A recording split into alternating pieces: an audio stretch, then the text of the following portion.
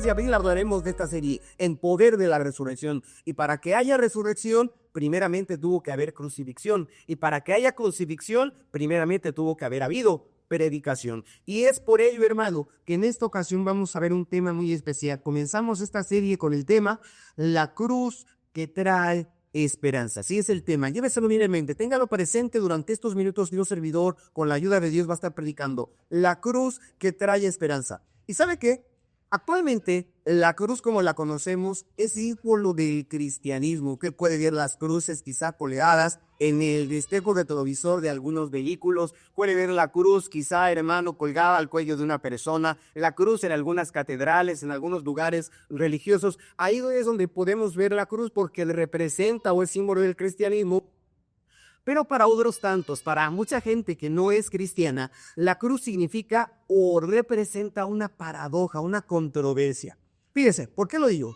Porque en la época de Jesús, la cruz que ahorita muchos traen en su cuello, quizá en sus alacas o pegada en su vehículo, esa cruz para los judíos era un símbolo de vergüenza, era un símbolo de sufrimiento. Y sin embargo, para quienes creen, esta misma, la cruz, manifiesta un símbolo de amor. Para nosotros los creyentes, la cruz representa símbolo del poder de Dios, ¿sí? Y este mensaje que vamos a explorar en este día es cómo la cruz nos trae esperanzas, nos trae gozo, hermano, a través de la predicación del evangelio. Y es aquí donde se deriva mi primer punto de acuerdo a la cita bíblica de 1 Corintios 18.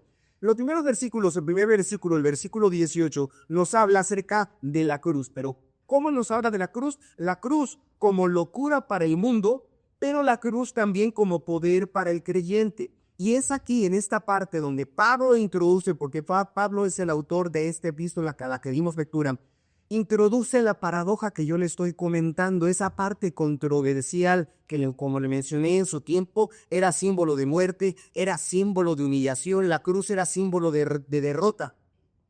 Y actualmente, hermano, para los creyentes es una demostración del poder de Dios y le voy a explicar el por qué. Pero esta verdad, la verdad de la cruz, la verdad del poder de la cruz, no es aceptada universalmente. Mucha gente no cree en esto. Es un hecho, hermano, que es considerada como una locura. Yo sé que a muchos de ustedes les están diciendo, ¿por qué vas todos los domingos al templo? ¿Por qué estás desperdiciando tu juventud yendo al templo, a la iglesia? No es aceptado universalmente. Otros ni siquiera aceptan a Cristo como el Hijo de Dios. Esto se vuelve una locura para todos aquellos que rechazan el evangelio. ¿Por qué, hermano? Porque la cruz es incomprensible para la mentalidad humana. ¿Qué pasa? Fíjese bien. Antiguamente, al igual que la sociedad actual, se valoraba lo que es la lógica. En los tiempos de Cristo Jesús, donde había muchos griegos, se valoraba la lógica, se valora el éxito, se valora lo que es el poder visible. Para los romanos, por ejemplo, hermano, y para los judíos del primer siglo, la idea de un Mesías, porque el Mesías es el Redentor, aquel que salva, para los judíos y para los romanos, la idea de un Mesías crucificado era inconcebible. Fíjense, ¿cómo va un Mesías y este va a ser crucificado? ¿Por qué? Porque para los judíos, como les mencioné, la cruz era un obstáculo porque ellos esperaban un Mesías conquistador, no esperaban un Mesías crucificado. ¿Por qué? Porque ellos habían sido adoctrinados desde muy pequeños, hermanos, conocen ellos la ley y saben que en la ley de Moisés, en el libro de Deuteronomio y aún repetido en el libro de Gálatas, dice, maldito todo aquel que es colgado de un madero. Y esto sabía el judío. Sí, hermano, todo judío, hombre, mujer, joven, adulto, anciano, todo judío sabe o sabía, y en ese tiempo, lo que Deuteronomio dice, que maldito todo aquel que es colgado del madero. Por eso, cuando se dice acerca de un Cristo crucificado, de un Mesías crucificado, ¡oh! Locura, no puede ser, porque es maldición. Para los griegos, por otro lado, también los griegos del primer siglo, la cruz era irracional, la cruz era impensable. ¿Qué pasa? La filosofía griega exaltaba el razonamiento lógico. Usted sabe, hermano, que todo lo que es la filosofía allá en Atenas, en Grecia, era lo máximo. Tenemos grandes pensadores griegos y para ellos era mejor la búsqueda de la sabiduría, el conocimiento, el sofía. No, creo que aquí no hay ninguna sofía, ¿verdad? Bueno, sofía significa el amor al conocimiento, pero para ellos la sofía hermano, era muy especial. Entonces, ellos buscaban eso. Pero la idea de un Dios que muere por un pueblo, para ellos era, disculpe usted, una tontería. Así lo pensaban ellos. Sin embargo, lo que para el mundo resulta absurdo, lo que para el mundo resulta contrario, para Dios es un plan perfecto de salvación. Y es lo que le quiero mostrar, ¿sí? Para el judío, un maldito aquel que es colgado de un madero. Para el griego, un redentor que muere por los suyos, también es absurdo. No hay lógica en ello. Hermano, la cruz no fue un error. La cruz fue el cumplimiento del propósito eterno de Dios. Dice la palabra de Dios en Hechos 2:23, que Él fue entregado por determinado consejo, dice, y anticipado conocimiento de Dios. Es decir, Dios tenía planeado que Jesucristo entregara su vida colgado de un madero. No fue accidente, no fue casualidad, no fue que se dieron las cosas de esa forma. No, no, no. Estaba ya en la mente de Dios, hermano. La palabra de Dios nos lo dice. ¿Por qué? Porque así lo planeó el Señor. Y para los creyentes, hermano, para cualquier creyente, la cruz es poder de Dios. Sí, para quienes hemos sido llamados por Cristo. Actualmente, todos los que hemos aceptado a Cristo como nuestro Salvador, hemos experimentado la gracia. La cruz no es simplemente un símbolo religioso. Usted la puede ver ahí en pantalla, pero la cruz para mí no es tanto un símbolo religioso, hermano. La cruz para cada uno de los que estamos presentes, y sépanlo, señoritas jóvenes, sobre todo que van a la escuela. Le platico rápidamente, cuando yo estaba estudiando la carrera, uno de los ingenieros, a la mitad de mi carrera, llegó y no sé con quién estaba platicando y decía que el evangelio era para los ignorantes, para los que les lavaban el coco. Esa era la idea cuando yo estaba ahí en la Universidad de Monterrey. Hermano, pero no, la cruz, el evangelio, no es, hermano, tontería. Para nosotros es poder de Dios. ¿Por qué? Porque la palabra de Dios lo dice en Romanos 1:16. Pablo hablando dice, no me avergüenzo del evangelio. ¿Por qué? Dice, porque el evangelio, donde se habla de un Cristo crucificado, dice, es poder de Dios para salvación. Entonces, hermano, la cruz que para los hebreos, hermano, era vergüenza, y para los griegos era locura, para nosotros los que hemos aceptado a Cristo Jesús como Salvador, es poder para salvación. Bendito sea Dios para siempre. Y no solamente esto, la cruz, hermano, también es algo que transforma vidas. El Cristo crucificado, del que Pablo predicó y muchos tantos más predicaron, dijeron, porque si alguno está en Cristo, si alguno acepta al Cristo crucificado, dice, nueva criatura es. Las cosas viejas pasan. Dice, he aquí, todas son hechas nuevas. El poder de la cruz es transformación, hermana. El poder de la cruz es cambio de vida. El poder de la cruz es un giro, hermano, de 180 grados, porque si uno iba caminando hacia el pecado y conoce el evangelio, conoce al Cristo de la cruz, hermano, giramos hacia otro lado y comenzamos a caminar hacia la vida eterna, porque la cruz, hermano, así es. El poder de la cruz es eso. El poder de la cruz es el poder de Dios para vencer al pecado, para vencer la muerte. Pablo mismo, escribiendo a los Colosenses capítulo 2 versículos 13 al 15, él dice, y vosotros, estando muertos en pecados y en la incircuncisión de vuestra carne, Pablo dice, os dio vida abundantemente con Cristo. Porque la paga del pecado es muerte. Si la paga del pecado es muerte. Pero te leo nuevamente esta cita, dice, que vosotros, estando muertos en pecados y en la incircuncisión de vuestra carne, os dio vida juntamente con él. Que el nazareno muriera en la cruz del Calvario, hermano, no es vergüenza como el judío pensaba. No es absurdo como el griego lo pensaba.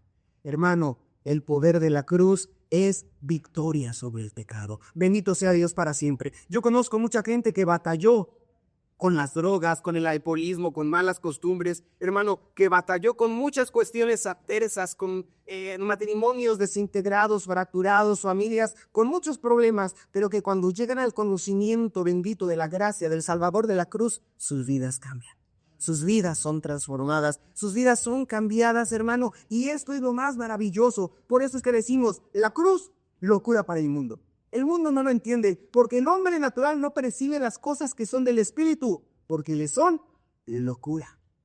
¿Sí? El hombre natural no lo entiende, hermano, pero estamos mencionando que la cruz, aunque sea locura para el mundo, la cruz es poder del creyente para salvación, para transformación, para vencer el pecado y la muerte. En la cruz, hermano, Jesús tomó nuestro lugar, cargando nuestros pecados y dándonos vida nueva. Bendito sea Dios para siempre. Dice el profeta Isaías, mas él herido fue por nuestras rebeliones, morido por nuestros pecados. El castigo de nuestra paz fue sobre de él. Fue sobre de él. Hermano, hermana, por eso, aunque al mundo la cruz le parezca locura, para nosotros es por. Bendito sea Dios, para nosotros es por. Es como si usted fuera por la calle o por la plaza, no sé, por cualquier lado y se encuentra un billete todo pisoteado, lleno de lodo, arrugado, hermano. Para muchos desean un papel sucio simplemente porque luego algo sucio. Pero si usted tomara ese billete sin saber qué es billete, lo levanta y lo lleva al banco, ese billete, aunque esté arrugado, aunque esté manchado, aunque esté sucio, tiene la misma denominación, el mismo valor que un billete limpio. ¿Sí? Entonces, para una persona simplemente es algo ahí achocado, algo sucio, pero para el que lo toma y lo lleva a cambiar, es de gran valor. Aunque mi ilustración, hermano, o mi analogía quizá resulte un poquito burda, pero así es el Evangelio. Para el mundo es locura, pero para nosotros es poder de Dios, es de grande valor, bendito sea Dios para siempre. Así es que hoy día, hermano, muchos ven el cristianismo como algo obsoleto, como algo irracional, ¿sí? Piensan que no debiéramos de perder el tiempo porque para ellos es pérdida de tiempo. La gente busca soluciones en la ciencia, busca soluciones en la filosofía, quizá en el poder político, pero el verdadero cambio, vean, hermano, hermana, joven, el verdadero cambio solamente sucede a través del mensaje de la cruz. No hay otra forma de vencer al pecado, no hay otra forma de vencer la maldad más que a través del poder de la cruz. Entonces yo quiero cuestionarte hoy, hermano, ¿cómo respondes cuando otros desprecian esta cruz? Piensa, ¿sí? Jóvenes, en las escuelas, en las redes sociales, en nuestras oficinas, hermanos adultos, ¿sí? ¿Cómo respondemos? ¿Hemos experimentado personalmente este poder transformador de la cruz? Si es así, hermano, ¿estamos dispuestos a compartir este evangelio aun cuando el mundo lo considere absurdo, aun cuando el mundo lo considere locura? Sépase que la cruz divide a la humanidad. Y présteme atención en este punto. La cruz divide a la humanidad en dos grupos, los que perecen y los que son salvos. Para los unos es locura, pero para los otros es poder. Bendito sea Dios para siempre. La diferencia no está en sí en la cruz. No. La diferencia es cómo recibimos esa cruz. Esa es la diferencia. Que nuestra vida, hermano, hermana, joven, que nuestra vida refleje el poder de la cruz para que otros también puedan ver y tener esta esperanza gloriosa. Bendito sea Dios para siempre. Muy bien. Entonces, la cruz locura para el mundo, pero poder para el creyente. Paso a mi segundo punto. ¿Qué más dijo Pablo en estos versículos? Pablo habló de la sabiduría humana contra la sabiduría de Dios. Vamos a confrontarnos. Por un lado, la sabiduría de Dios.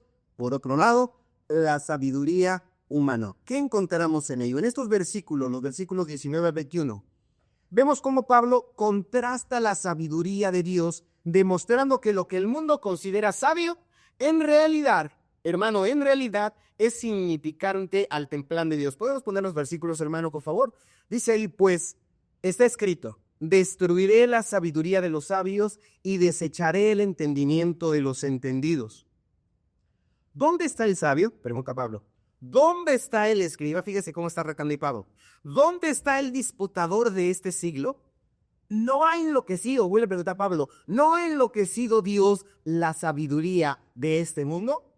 Dice, pues ya que la sabiduría de Dios, dice, el mundo no conoció a Dios mediante la sabiduría, agradó a Dios salvar a los creyentes, ¿entendímelo? Por la locura de la predicación. Por eso le digo que en estos versículos Pablo pone por un lado la sabiduría del mundo y por otro lado la sabiduría de Dios. Dios destruye la sabiduría de los sabios. Pablo está citando, cuando la parte que leímos, está diciendo o citando al profeta Isaías, donde el profeta habló y dijo, destruiré la sabiduría de los sabios y desecharé el entendimiento de los entendidos. ¿Qué pasa, hermano? Cuando el hombre piensa que puede arreglar las cosas Ejemplo clásico es aquellos que descendieron del arca después de que se enteraron, de un gran diluvio y supieron, hermano, que la humanidad casi se extinguió, solo 8 personas fueron salvas y se siguieron multiplicando y dijeron, tenemos que arreglar esto, tenemos que pensar en el futuro y comenzaron a construir una grande torre. Comenzaron a edificar piedra sobre piedra, bloque sobre bloque, pensando en que podían ser librados de una posible destrucción de agua. Pero ahí, hermano, cuando la humanidad intentó alcanzar el cielo con la torre de Babel, confiando en su ingenio, confiando en su capacidad, Dios confundió sus lenguas, demostrando de esta manera que su propósito, el propósito divino, está por encima de cualquier plan humano. Y es importante que lo entienda usted. Dios destruye la sabiduría, hermano, de los sabios, y no porque esté en contra de ellos. ¿Qué pasa? Que el hombre es incapaz de conocer a Dios a través de la propia sabiduría. Sí, somos incapaces con nuestra sabiduría natural, somos incapaces de conocer a Dios. Pablo desafió y comenzó a cuestionar, ¿dónde está el sabio? Sí, lo leímos. Pregunta nuevamente, ¿dónde está el escriba? Y vuelve a cuestionar, ¿dónde está el disputador de este siglo? Pregunta, conociendo la respuesta, ¿no ha enloquecido Dios la sabiduría del mundo? Son los cuestionamientos que se hace el apóstol a los gentiles. Hermano, el mundo tiene muchos filósofos, el mundo tiene muchos eruditos, muchos científicos, muchos académicos que intentan quizá explicar la existencia de Dios, pero fracasan en todo lo concerniente a lo que realmente es. Por ahí, hermano, usted puede leer en el Evangelio de Juan, si no mal recuerdo es en el capítulo 3, cuando un sabio, un hombre letrado, un hombre muy culto, llamado Nicodemo, se acercó a Jesús. Y se acercó de noche porque no querían que los otros sabios, sus otros colegas lo vieran. Buscó a Jesús de noche. Y a pesar de ser un rabino, hermano, un conocedor de la ley, enseñador de las academias judías de ese siglo, no entendía lo que era la salvación. Y Cristo mismo le dice, oh, ¿cómo tú siendo maestro de la ley no entiendes lo que es nacer de nuevo? Porque así sucede, hermano. La sabiduría humana no puede explicar cómo procede Dios. ¿Sí? La sabiduría humana, nuestros libros de ciencia, nuestros libros de filosofía, nuestros libros con mayores conocimientos, no pueden entender el conocimiento de Dios. ¿Por qué? Porque el hombre humanamente es incapaz de conocer a Dios por su propia sabiduría. ¿Por qué, hermano? Porque la sabiduría de Dios viene a ser mayor que la sabiduría del hombre y se torna como una Google. Para muchos, Gabriel González puede estar mal de la mente, puede estar mal de la cabeza, porque soy predicador y la Biblia habla de la locura de la predicación.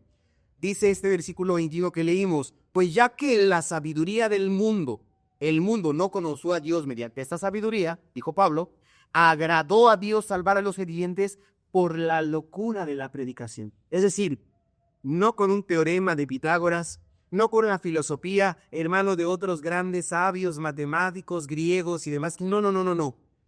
Dios le plació salvar a la humanidad a través de la locura de la predicación. ¿Por qué? Porque Dios es que en su soberanía, Él estableció que el mensaje de la cruz sería el medio de la salvación. Dice la palabra del Señor, Dios te alabo y te bendigo porque escondiste esto de los sabios y de los entendidos y lo revelaste al simple, al sencillo. Así es que, hermano, hermana, para ser salvo, para experimentar realmente el gozo de la presencia de nuestro Dios, no necesitas profundizar en ciencias. No necesitas, hermano, hermana, dedicar muchas horas a la filosofía. Simplemente necesitas tener un corazón sincero, un corazón abierto y ser franco con Dios y decirle, Cristo Jesús, te acepto como mi Salvador. Y aunque yo no lo comprenda, Dios, aunque mi mente no sepa quizá ni siquiera leer, Señor, sé que tú lo puedes salvar. Y si usted lo dice, hermano, con un corazón contrito, un corazón humillado, el Señor le tomará misericordia y el Señor le salvará. Bendito sea Dios para siempre. Hermano, porque así sucedió, así es como pasó, dice la palabra del Señor en el Evangelio de Mateo, que Jesús le agradó. Jesús agradeció al Padre porque había escondido estas cosas de los sabios y de los entendidos. Bendito sea Dios para siempre. Entonces, así es la diferencia entre la sabiduría del mundo, hermano, y la sabiduría de Dios. La sabiduría del mundo parece impresionante. Sí, parece majestuosa. Podemos construir telescopios, lanzarnos al espacio exterior y con ellos tomar fotografías de constelaciones y de otros planetas. Podemos, hermano, mandar sondas marinas que bajen a lo profundo de la mar y estén, hermano, analizando todo lo que hay por debajo. Pero, hermano, ahí no se encuentra Dios. Ahí no se encuentra la salvación. No, no. ¿Qué sucede? Esta sabiduría es para aquí. Esta sabiduría es pequeña, porque aunque el hombre trate de investigar muchas cuestiones, ¿cómo es que suceden las ondas, las ondas telúricas, hermano, los sismos, cuando Dios toca la tierra tiembla, los montes humean. Y aunque el hombre pretenda construir edificios que no se colapsen, cuando Dios determina, hermano, que suceda algo, sucede. Y el hombre con toda su sabiduría puede perecer. Hermano, en escasos minutos, la tierra puede moverse y hacer que un centro científico, un centro, hermano, astrológico o cualquier centro universitario perezca, porque no es la sabiduría del mundo la que nos salva, es nuestro conocimiento actual. Entonces, hoy vivimos en un mundo que exalta la inteligencia. Jóvenes, se los digo a ustedes, a mí me pasó cuando estaba en la carrera, pero también se los digo a ustedes. Vivimos en un mundo que exalta la inteligencia, que exalta el éxito, que exalta la autosuficiencia. Pero, hermano, joven, señorita, realmente la verdadera sabiduría proviene de Dios. El principio de la sabiduría es el temor a nuestro Dios, y esto es lo que debemos entender. Entonces, piensa si estamos confiando más en nuestro razonamiento que en la dirección de Dios. Si es así, dice la palabra del Señor, no seas sabio en tu propia opinión. Teme al Señor, apártate del mal. Hermano, joven, ¿buscas respuesta en la cultura y en la ciencia sin consultar la palabra de Dios? ¿Te avergüenza? Porque hay muchos que quizás se avergüenzan del evangelio porque parece poco intelectual. Sí, parece poco intelectual que seamos cristianos ante otros. Parece como que no tenemos sentido, pero no sucede así, hermano. La sabiduría humana tiene su lugar y la respetamos, la utilizamos. La sabiduría humana, Dios no ha permitido así, dijo que la ciencia se multiplicaría. Podemos contar, hermano, con inyecciones, con vehículos, con mucha industria. Es buena, tiene su lugar, hermano. Pero para el alma, para las cuestiones espirituales, para las cuestiones de la eternidad, la sabiduría no nos va a ayudar. La inteligencia no nos va a ayudar. Solamente la inteligencia de Dios, la filosofía de Dios. Bendito sea Dios para siempre. Paso a mi tercer punto. Hermano, vemos que la sabiduría humana se contrapone contra la sabiduría de Dios. Y el tercer punto nos habla de Cristo, ¿sí? Pablo habló de Cristo contraponiendo la sabiduría humana contra la sabiduría divina. Habla de Cristo y lo menciona como un tropezadero para algunos, pero como una esperanza para otros. Después de decir la filosofía divina es esta y la filosofía humana es esta, menciona y hace esta analogía. Y Cristo es como una piedra en la cual unos tropezan. Y en los versículos 22 al 24 podemos ver cómo Pablo demuestra esta relación entre las personas que dependen de la perspectiva espiritual. Dice, porque los judíos piden señales y los griegos buscan sabiduría. Pero nosotros predicamos a Cristo crucificado. Para los judíos ciertamente tropezadero y para los gentiles locura. Mas para los llamados, así judíos como griegos, Cristo, poder de Dios y sabiduría de Dios. Bendito sea Dios para siempre. Entonces, hermano, hay diferentes expectativas del Mesías. Este mes, donde se habla mucho de la Semana Mayor, yo lo quiero llevar a la reflexión que hay diferentes expectativas del Mesías. Pablo explica que los judíos y los griegos tenían diferentes expectativas de lo que debería ser un Salvador, de lo que para ellos debería ser un Salvador. Dice, porque los judíos piden señales. Los judíos estaban acostumbrados, todo el mes pasado, cuando hablamos de la sed y libertad en el desierto, no comentamos, hermano, cómo allá en el pueblo de Egipto el Señor se manifestó de diferentes formas, mostrando, hermano, cómo el río se convertía en sangre, hermano, cómo una vara cambiaba de aspecto y se convertía en serpiente. Vimos y hablamos de muchas cuestiones, vimos cómo el mar se abría, hermano, abriendo un camino en seco para que el pueblo de Israel pasara. Vimos cómo Dios proveyó de maná y de codornices en el desierto. Hermano, el judío estaba acostumbrado a las señales del cielo. Más adelante en la historia bíblica en el libro de Reyes, podemos encontrar al profeta de fuego, que había un altar y ese altar lo rodeó de agua, lo bañó en agua, porque estaba contra unos profetas falsos de una deidad falsa denominada Baal. Y él dijo, Dios, te pido que caiga fuego del cielo. ¡Ras! Señal del cielo. Fuego descendió y dice la Biblia que consumió el holocausto y lamió el agua que estaba en derredor del altar. Los judíos estaban acostumbrados a señales. Y dice ese versículo que habíamos leído, que los judíos piden señales. ¿Sí? ¿Qué pasa? Hermano, esperaban que ese Mesías hiciera una señal. ¿Dios liberó al pueblo de Israel venciendo a los egipcios? Sí. ¿En el siglo XXI que Jesús no podía llegar y hacer que los romanos fueran exterminados? Sí podía. Sí podía. Sí lo podía haber hecho, hermano. Pero no lo hizo. No lo hizo de esa manera. Por eso es que se convierte como piedra, como tropezadero, hermano. Los judíos los griegos buscaban sabiduría. ¿Por qué? Porque esta cultura, la cultura griega, valoraba el pensamiento filosófico. Para ellos, la idea de un Salvador crucificado era inaceptable, era ilógica. ¿Qué pasa? Cuando Pablo llega a Atenas, usted lo puede leer en el libro de los Hechos, toda esta semana estoy leyendo el libro de los Hechos. Cuando Pablo llega a la ciudad de Atenas, Atenas era la ciudad, era la capital, hermano, de los griegos, donde estaba la capital del conocimiento, de la filosofía, la crema innata de los pensadores de aquel entonces.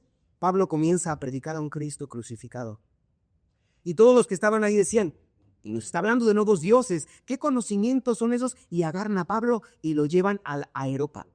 ¿Sí? Lo trasladan para allá, hermano. ¿Para qué? Para que predicara del evangelio, porque los griegos buscaban sabiduría, buscaban conocimiento. Pero el problema no es buscar señales, el problema no es buscar sabiduría, sino, hermano, la forma en que lo hacían, lo que había en su corazón. ¿Por qué querían señales? ¿Por qué querían sabiduría? Porque querían satisfacer la necesidad de su corazón, esperando que Dios actuara según sus términos. Sí, que Dios actuara según sus pensamientos, pero Dios no va a actuar según tus pensamientos. Ya te metes. Dios no va a contestar según tú lo creas.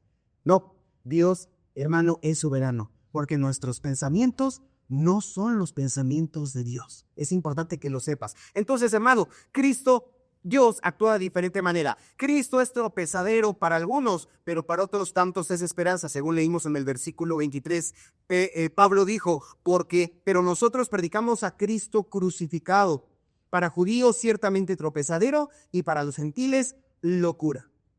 El mensaje de la cruz, el que predicó Pedro, el que predicó Pablo, hermano, no encajaba con la lógica griega.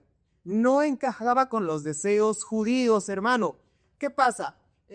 Para los judíos, Cristo era un obstáculo, porque ya se lo mencioné. Ellos sabían que cuando Dios libró al pueblo de Israel de Egipto, hizo grandes prodigios y milagros. Y ellos esperaban a un Mesías que hiciera eso. Que, no sé, quizá al decir su palabra, a blandir su espada, todo el ejército romano, toda la corte romana fuera exterminada, fuera acabada. El ejército egipcio fue sepultado, hermano, en las aguas, en el Mar Rojo. Ellos esperaban algo así. Y por ello, cuando decían, este es el Mesías, se reían, se burlaban, no creían en él. Dice la palabra del Señor que Jesucristo fue menospreciado, que Jesucristo fue desechado. No nos dice la palabra del Señor que a los suyos vino, a los judíos vino, y los suyos no me recibieron. Le menospreciaron. Es importante que lo entendamos. Jesús no cumplió con las expectativas nacionalistas del pueblo hebreo y lo rechazaron. ¿Qué pasó? Cuando llevaron a Jesús, ya lo habían apresado, todos ellos gritaban, ¡fuera! ¡Fuera! ¡Crucifícale! ¡Crucifícale! ¿Qué les dijo, hermano, qué les dijo en este caso Pilato? Les preguntó, ¿quieren que crucifique a su rey? Fue la pregunta, yo le invito a que lea el Evangelio. Fue la pregunta de Pilato. ¿Quiere que crucifique a su rey? ¿Cuál fue la respuesta de los líderes religiosos en ese entonces? Ellos respondieron, no tenemos más rey que a César. ¿Sí? Es por eso que decimos que Cristo fue piedra de tropiezo para ellos. Pero la cruz, hermano, para ellos era vista como una maldición. Y para los griegos, eso para los judíos. ¿Qué pasa con los griegos? Ya se los mencioné de alguna manera. Cristo también era una locura. No podían aceptar la idea de que un Dios se hiciera hombre y que muriera. Para ellos era absurdo. Para ellos la salvación debía alcanzarse con el conocimiento. Para ellos la salvación debía de basarse no en la fe, sino en la mentalidad, en el razonamiento. Por eso es que sucedía así. Entonces la reacción de estos dos grupos, tanto los judíos como los griegos, hermano, era de un orgullo humano, era de una falta de expectativa. Y cuando, jóvenes hermanos y demás, cuando nuestro orgullo o nuestras expectativas no coinciden con las expectativas de Dios, es cuando el hombre no acepta a Dios y Cristo, como dice ahí en pantalla, se convierte en tropezadero. Porque mucha gente dice, voy al evangelio para que me vaya bien. ¿Sí? Piensan eso. Otra gente que dice, voy al templo, voy con los hermanos para que Dios me sane de mi enfermedad. Porque a veces predican a un Cristo como el sanador o como el chamán. Voy al templo para que mis problemas se van. ¿Y qué pasa? ¿Qué pasa cuando llegas al templo y tus problemas persisten? ¿Qué pasa cuando llegas al templo y tu enfermedad no sana? ¿Qué pasa cuando llegas al templo y no hay prosperidad material económica? ¿Dios falló? No, Dios no falla. Son nuestras mentalidades y es lo que le pasaba a los hebreos y es lo que le pasaba a los griegos, que con una mentalidad de poder o con una mentalidad de ciencia esperaban ver al Mesías y no es así como funciona, hermano.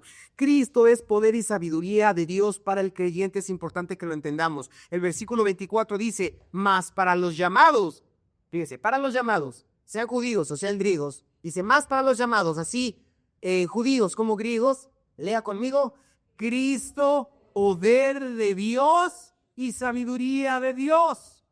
Para el llamado, para el que acepta el evangelio, Cristo, poder de Dios y sabiduría de Dios. ¿Que no el judío buscaba, el hebreo no buscaba poder? ¿Y que no el griego buscaba sabiduría? Dice, hermano, textualmente, que los llamados para ti, todos los que estamos en estas tres barras de filas, hermano, y en la Iglesia Universal, ¿qué pasa? Los que somos llamados a la salvación, hermano, en Cristo Jesús tenemos ese poder, en Cristo Jesús tenemos la salvación, bendito sea Dios para siempre, y a pesar del rechazo de muchos, hay quienes no responden a esto, hermano, es poder de Dios. La cruz es la mayor demostración del poder de Dios porque vence al pecado.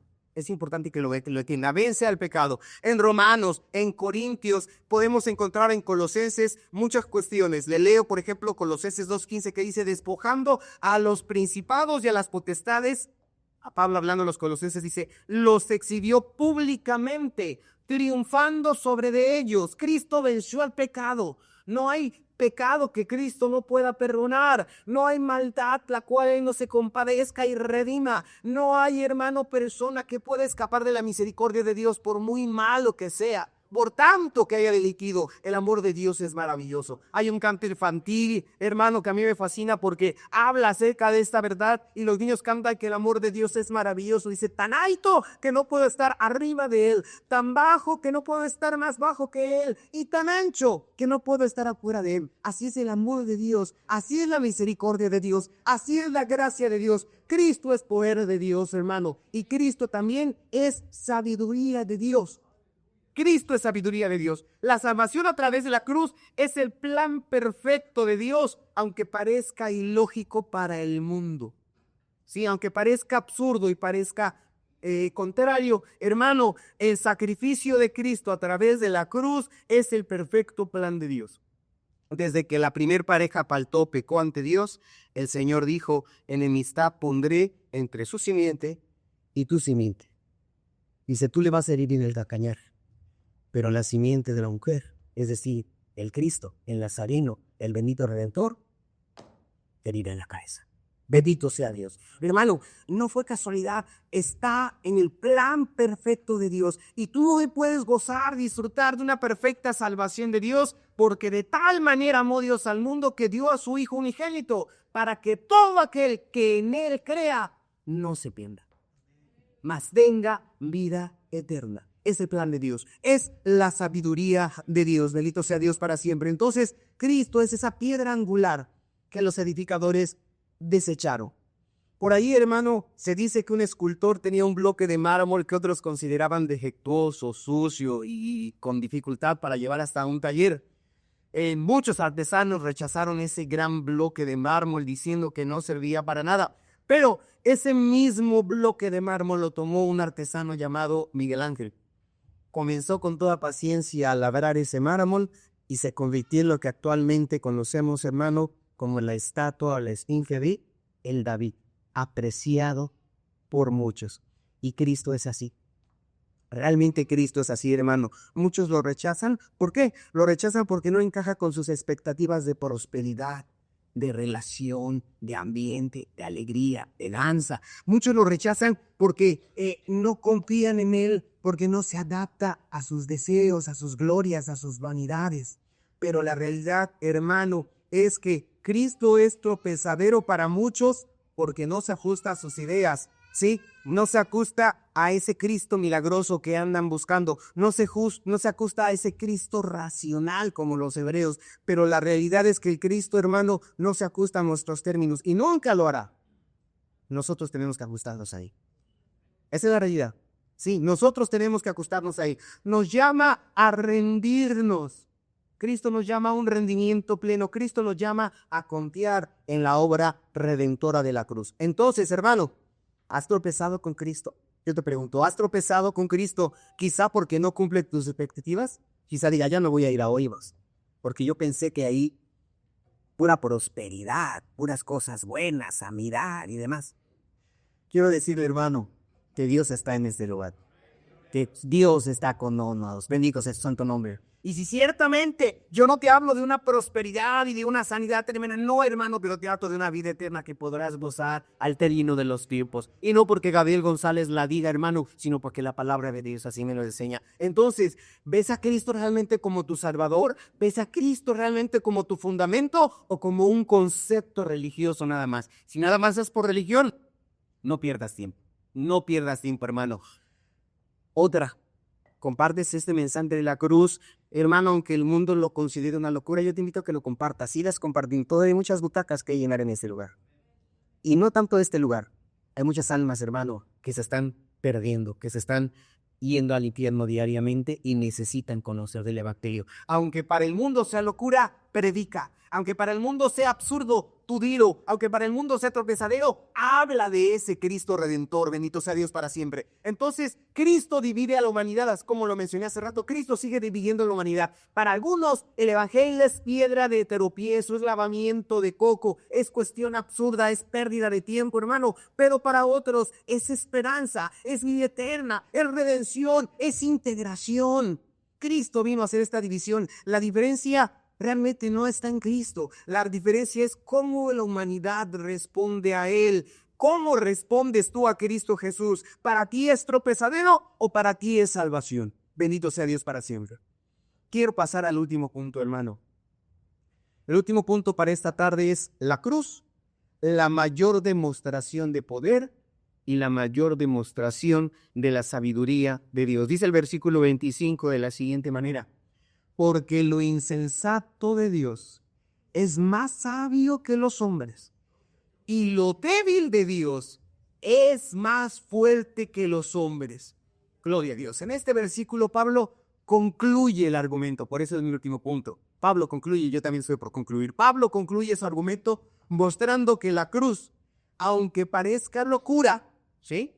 La cruz, aunque parezca debilidad desde la perspectiva humana, es en realidad la cruz una manifestación suprema de la sabiduría y del poder divino. Ya tenlo así, hermano.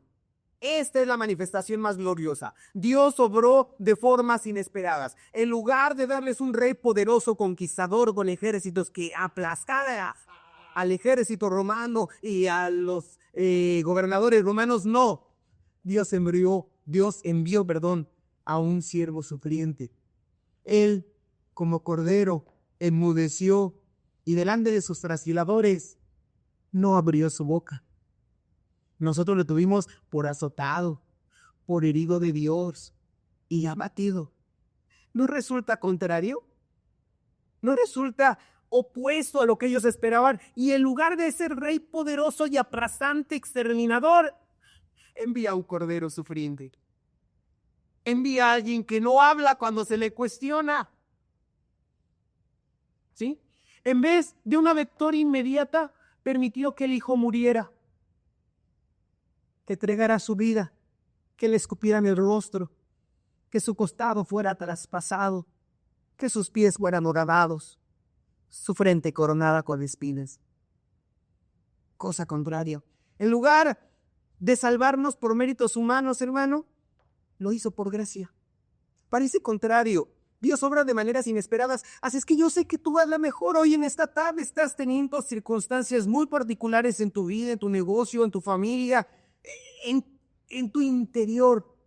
Y yo no puedo decirte cómo es que Dios lo va a solucionar, porque yo no soy Dios, yo solamente soy un simple mensajero, un inútil siervo. Pero lo que te quiero decir es de que Dios va a obrar. ¿Cómo? No lo sé. ¿De qué manera? No lo sé. Pero lo que sí sé es de que Dios intervendrá.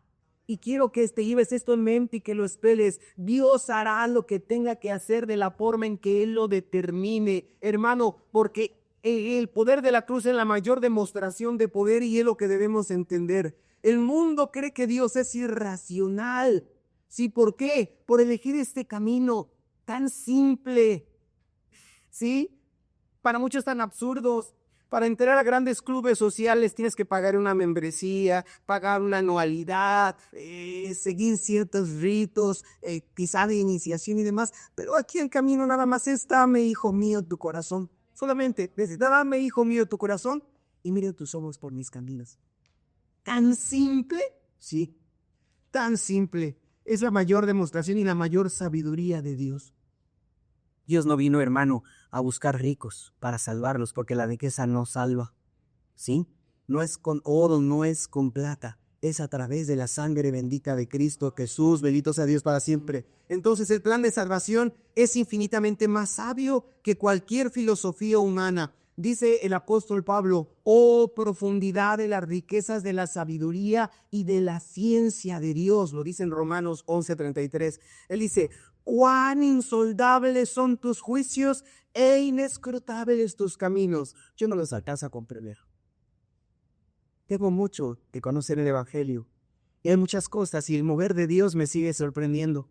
El mover de Dios me sigue asombrando y sé que lo seguirá haciendo, hermano. Y yo puedo decir como Pablo: cuán insondables son tus juicios e inescrutables son tus caminos. No te sorprendas de lo que Dios quiere hacer contigo, con tu familia, en tu entorno. No te sorprendas, hermano, hermana. Dios obrará. Bendito sea Dios para siempre. Para Job, uno de los patriarcas, hermano, él no entendía por qué el justo sufría. No cabía en su mente, pero Dios le recordó a Job que su sabiduría va más allá de la comprensión humana. Y asimismo, de la misma forma, hermano, el mundo no entiende la cruz. No entiende lo que sucede. Celebran una Semana Santa y en el mes de abril, para este 2025, se harán muchos ritos y acontecerá, habrá mucho bullicio. Pero, hermano, ese no es el plan de Dios. El plan de Dios es acercarte a la salvación. Es llegar aquí. El plan de Dios es un plan perfecto. Bendito sea Dios para siempre. Es la mayor demostración de poder. ¿Por qué? Porque Dios no viene a imponer su fuerza. No. Dios viene a transformar. Ojo. No te va a forzar, no te va a cambiar, no te va a obligar a que tú le aceptes. La decisión es muy personal, la decisión es únicamente tuya. No se van a poner sobre ti. Tú, si quieres, puedes continuar en tu mundo de maldad y de pecado. Pero Dios te está hablando. Y Él dice: deje el impío su camino y el hombre inicuo sus pensamientos y vuélvase a Jehová. Dice: llámale en tanto que está cercano. ¿Sí? Él no nos va a obligar.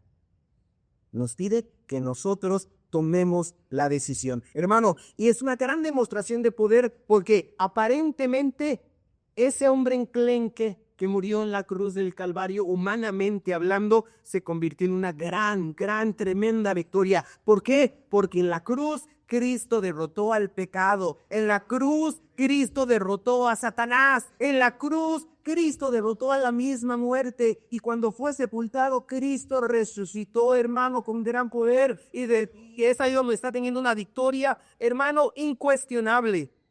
Dio vida a los que estaban perdidos. Sí, a todo el que estaba perdido, Él vino a darle vida, hermano, y cumplió la promesa de redención desde el Edén. Entonces, esto es una grande bendición. Su resurrección, hermano, es maravillosa, pero la cruz sin resurrección habría sido simplemente una tragedia. Aquel que predicó y que juntó multitudes a los pies de un monte, hermano, y después murió y ahí hubiera quedado simplemente una tragedia. Pero, hermano, con la resurrección se convirtió en una tremenda y gloriosa victoria, bendito sea Dios. Entonces lo que parecía debilidad, es decir, el morir, lo que parecía una debilidad, fue lo más fuerte. ¿Por qué? Porque venció a la misma muerte. A veces no lo entendemos. Hubo un jovencito, flaquito, sencillo, que fue a visitar a sus hermanos, que eran guerreros, aguerridos, combatientes de batalla, estaban en los escuadrones de Israel. Y este jovencito tan sencillo, tan simple, tan flapucho, escuchó a un tremendo hombre fuerte, corpulento, ofender, hermano, al ejército de Israel. Y él dice, ¿cómo es que este incircunciso se atreve a ofender al ejército del Dios vivo? Yo voy. ¿Cómo? Todos se sorprendieron. ¿Cómo vas a ir tú? No saben ni siquiera utilizar la armadura. Yo voy.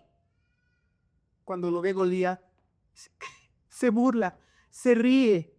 Dice, ¿cómo vienes a mí como si fuera un perro con palos, con espadas? Así nada más. Pensaba matarlo. Aquel hombre sencillito, simple, flaco, como se le mencioné solamente con una piedra, le dijo, tú vienes a mí con espada y lanza, pero yo vengo a ti en el nombre de Jehová de los ejércitos. Tomó su piedra, la hundió, la lanzó al fin, fue directo a la frente de ese tremendo hombre y murió.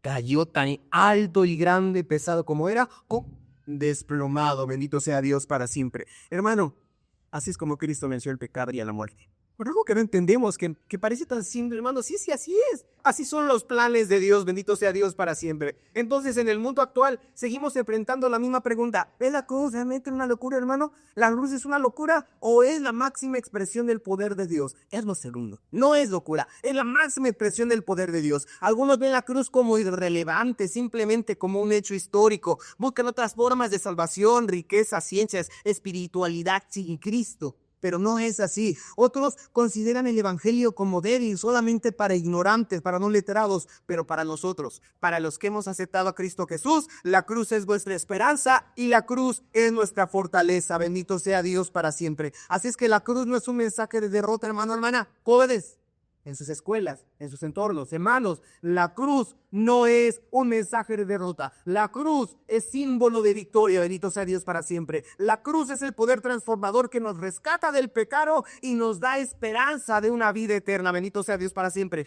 Y aunque el mundo no lo comprenda, porque sigue siendo locura para el mundo, aunque el mundo no lo comprenda, nosotros sabemos que la cruz es la mayor expresión del amor de Dios para nosotros. Bendito sea Dios para siempre. ¿Cómo estás viviendo la cruz en tu vida? Es mi pregunta. ¿Cómo estás viviendo la cruz en tu vida? ¿Solo como un símbolo religioso, hermano, hermana? ¿O como una fuente de esperanza? Quiero que este mes de abril entiendas esto. La cruz es un símbolo de esperanza. Hermano, confía realmente en la sabiduría de Dios, aunque parezca absurda, aun cuando no entendemos los criterios de Dios. ¿Estás realmente confiando en Él? ¿Estamos compartiendo este mensaje de la cruz con otros a pesar de que pueda ser considerado como una locura para el mundo? Yo te invito a recapacitar.